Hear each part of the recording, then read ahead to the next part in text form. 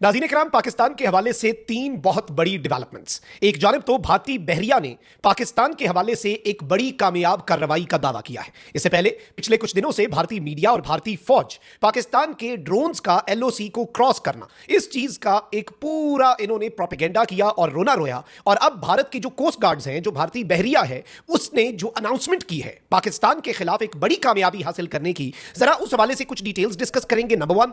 Number two, पाक फजाइया के तैयारों की सऊदी अरब आमद, यह मामला क्या है, इस हवाले से भी ओपन सोर्स इंटेलिजेंस और फ्लाइट रेडार जो है, जो open source flight data available है, पाकिस्तान से कुछ तैयारे पाकिस्तान एयरफोर्स के सऊदी अरब पहुंचना शुरू हुए हैं, यह क्या मामला है। और तीसरी बड़ी खबर, पेंटागन जो है उसने एक बड़ा ऐलान किया है। अमेरिका की तरफ से बड़ा ऐलान हुआ है चीनी लड़ाका तैयारों की पाकिस्तान आमद के हवाले से। ये तीनों बड़ी खबरें पाकिस्तान के डिफेंस के हवाले से बहुत अहमियत की हामिल है। तीनों खबरों की डिटेल्स में जल्दी जल्दी आपके सामने रखता हूं, लेकिन वही दरखास्त जो इससे पहले कुछ ब्लॉग्स में आपके सामने रखी कि हमारे इस यूट्यूब चैनल को भारत, अफगानिस्तान और पाकिस्तान मुखालिफ मुतअद्दिद अकाउंट्स की तरफ से रिपोर्ट किया जा रहा है। इस रिपोर्टिंग का असर जाहिर करना आपके हाथ में है। इस वीडियो को लाइक करें, एक के बजाय ज्यादा से ज्यादा कमेंट्स करें, ताकि हमारी आवाज जो है वो ज्यादा से ज्यादा लोगों तक पहुंच सके। सबसे पहले तो नाज़रीन इकराम, हमने अपने इस यूट्यूब चैनल के तवस्सुत से सबसे पहले ये खबर दी थी और ये ऑन द रिकॉर्ड मौजूद है कि तुर्की जो है वो पाकिस्तान और सऊदीया के दिफाई मुआहदे में शामिल होना चाहता है और इस हवाले से काम जो है वो शुरू कर दिया गया। हमारी खबर के बाद आलमी जरीदे ब्लूमबर्ग ने 48 घंटे के बाद यह खबर दी कि भाई तुर्की और पाकिस्तान और सऊदी अरब के दरमियान जो चीजें हैं वो फाइनलाइज हो रही हैं और एक दिफाई मुआहदा होने जा रहा है। और अब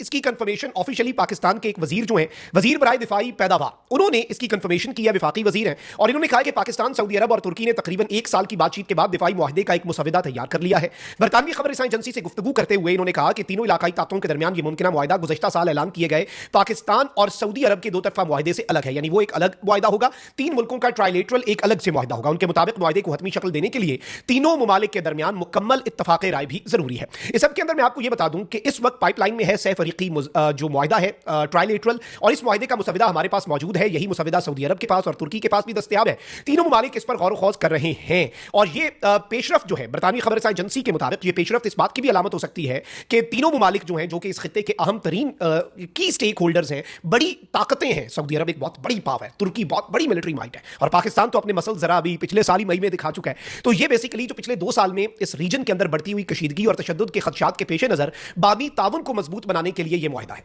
अच्छा, अब आते हैं असल चीज पर। देखें, तुर्की, पाकिस्तान और सऊदीया का मुआहदा तो अभी हो रहा है, उस पर काम हो रहा है। तुर्की के साथ पाकिस्तान की अपनी कोलैबोरेशन भी चल रही है, लेकिन पाकिस्तान और सऊदीया का जो एसएमडीए है, और अभी रिसेंटली सऊदी अरब ने पाकिस्तान के साथ एक $4 बिलियन का डिफेंस एग्रीमेंट जो है वो साइन किया है, जिसमें सोफिस्टिकेटेड डिफेंस इक्विपमेंट्स जो हैं वो सऊदी अरब को दिए जाने हैं। और याद रखिएगा कि सऊदी अरब अब यमन के मामले में भी खुलकर खेल रहा है। सऊदी अरब ने बहुत बैकफुट पे खेला, लेकिन अब सऊदी अरब जब से एसएमडीए हुआ है पाकिस्तान और सऊदी अरेबिया का, तो सऊदी अरब खुलकर खेला। बल्कि अब वही सऊदी अरब जो अमेरिका पर अपने दिफा के लिए रिलाई करता था, हौसियों से बचने के लिए जो पैट्रियट मिसाइल डिफेंस सिस्टम है वो अमेरिका का दिया हुआ था, लेकिन आज वही सऊदीया जो है अमेरिका को कहता है ईरान हमले के लिए हमारी एयर स्पेस इस्तेमाल नहीं होगी। एब्सोल्युटली नॉट कहा, क्लियर नो कहा, और बड़े तरीके से कहा। डोनाल्ड ट्रंप ने भी इसलिए लास्ट मिनट अपना प्लान कैंसिल कर दिया, क्योंकि उन्हें नई तैयारी करनी पड़ेगी, किसी और रास्ते की तलाश में है वो। अब इसमें हुआ ये नाज़रीन इकराम कि इस वक्त हैवी ट्रांसपोर्ट एक्टिविटी जो है वो पाकिस्तान से सऊदी अरब की तरफ ओपन सोर्स जो फ्लाइट डाटा अवेलेबल है उसके तहत की गई है। पाकिस्तान एयरफोर्स का जो 78M एयर टैंकर है, जिसका रजिस्ट्रेशन नंबर R09001 है, it landed eight king Abdul Aziz air base जो है दारान सऊदी अरेबिया में, और ये कराची से डिपार्ट किया। अब इस सब के अंदर सऊदी अरब चूंकि बहुत तरीके से आगे बढ़ रहा है, और पाकिस्तान भी वैसे भी एक डिफेंस एक्सपोर्टर के तौर पर पूरी दुनिया के अंदर, एज पर आर इंफॉर्मेशन 16 ममालिक ऐसे हैं जो पाकिस्तान के साथ इस वक्त राब्ते में हैं, या फिर कोई किसी के साथ डील हो चुकी, किसी के साथ डील आदि, किसी ने सिर्फ इंटरेस्ट दिखाया, लेकिन 16 ममालिक ऐसे हैं। और इस वक्त गार्डियन से लेकर तमाम आलमी जरीदे, इवन JF-17 थंडर जो है उसकी बात कर रहे हैं कि भाई पाकिस्तान एक बहुत बड़े डिफेंस एक्सपोर्टर के तौर पर, और ये गेम चेंजर होगा आपकी इकोनॉमी के लिए।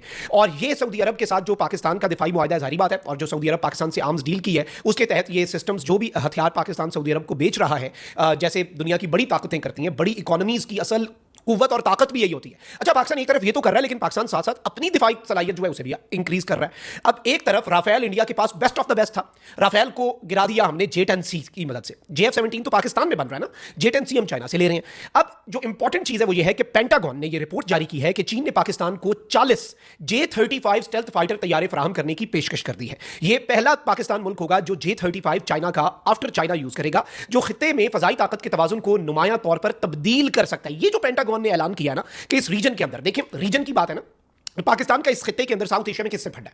हमारा इंडिया से फटा है, नेचुरल सी बात है। अभी एक ताकत का हल्का फुल्का तवाजुन है, वो भी खैर हमने मई 2025 में दिखा दिया कि हु सुपीरियर, लेकिन चलें कैपेबिलिटीज ऑन पेपर राफेल है, उसके ऊपर मीटियोर मिसाइल्स हैं, इस तरफ J-10C है विद PL-15 मिसाइल्स।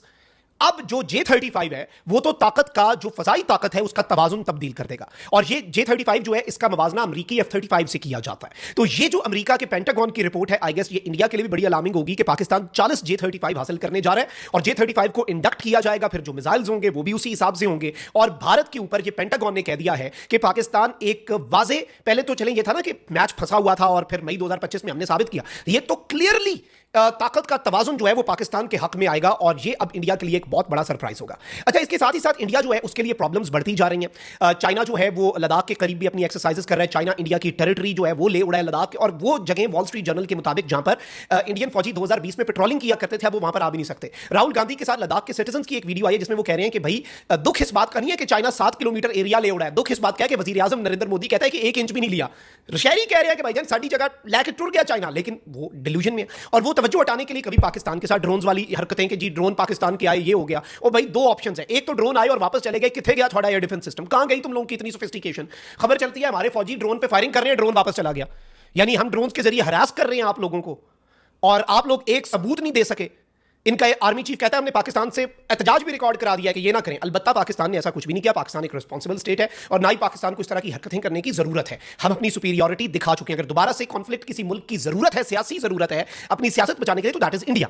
अब इंडिया के कोस्ट गार्ड जो है उन्होंने खबर दी है, कहते हैं कि जी पेट्रोलिंग हम कर रहे थे अरेबियन सी में, और हमने एक पाकिस्तानी फिशिंग बोट जो है भारतीय पानियों के अंदर, इंटरनेशनल मैरीटाइम बाउंड्री लाइन जो है उस पर हमने पाकिस्तान की एक फिशिंग बोट जो है, जो माहीगीरों की होती है, जो आपको पता है कि मछलियां पकड़ रहे होते हैं, कहते हैं कि जी हमने जब चैलेंज किया तो ये बोट जो है, जारी बात है ये वैसे नॉर्मली हो जाता है, उनके माहीगीर भी और इधर से भी गलती से कोई उधर चला जाए। कहते हैं कि जब हमने चैलेंज किया तो वो पाकिस्तान जाने की कोशिश कर रहे थे, लेकिन हमने फिर इन्हें यहां पर पकड़ लिया, और 9 क्रू मेंबर्स जो हैं वो पकड़े गए। ये जो पाकिस्तानी बोट थी, और ये बेसिकली इन्होंने फिर कहा कि इस वक्त हम इसकी तहकीकात कर रहे हैं, और भारत के मैरीटाइम फ्रंटियर्स जो हैं उनकी हम एक पूरा दिफा और बाकी इस तरह की चीज़ें जो हैं वो भी इनकी तरफ से रिपोर्ट की जा रही हैं। But honestly let's be very honest, ये भारत की तरफ से एक और इससे भी बड़ी हाइप दी जा रही है ऑन इंडियन मीडिया, बट ये सिर्फ अटेंशन डाइवर्जन टैक्टिक्स हैं from what is happening on line of actual control with China and what China is actually doing to India. India ने कोशिश की अमेरिका की तरफ से धुतकारे जाने के बाद चाइना के नीचे लगने की और चाइना के साथ ताल्लुकात ठीक करने की, और चाइना ने ठुडा मारा इंडिया को। तो इंडिया तो इस वक्त ना घर का रहा है ना घाट का। तो अब इस तरह की छोटी छोटी हरकतें, छोटी छोटी खबरों को बढ़ा चढ़ाकर पेश करना, आई गेस